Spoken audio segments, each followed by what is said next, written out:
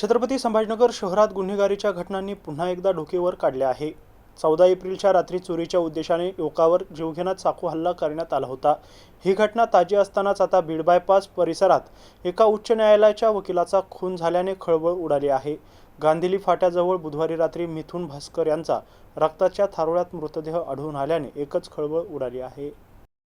याबाबत मिळालेल्या अधिक माहितीनुसार मध्यरात्रीच्या सुमारास हा प्रकार उघडकीस आलाय। गंभीर जखमी अवस्थेत आढळलेल्या भास्कर यांना तात्काळ घाटी रुग्णालयात दाखल करण्यात आलं होतं, मात्र डॉक्टरांनी त्यांना तपासून मृत घोषित केले।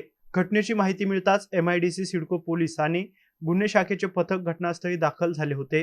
प्राथमिक तपासात लूटमारीच्या उद्देशाने हल्ला झाल्याचा संशय व्यक्त केला जातोय। तरी देखील भास्कर यांची दुचाकी आणि साहित्य सुरक्षित आढळून आल्याने या प्रकरणामागे इतर कोणता कट आहे का याचाही तपास सुरू आहे।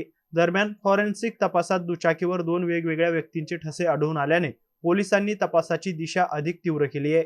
या घटनेमुळे शहरात भीतीचे वातावरण निर्माण झाले असून सलग घडणाऱ्या हल्ल्यांमुळे कायदा सुव्यवस्थेवर प्रश्नचिन्ह उपस्थित केले जात आहेत।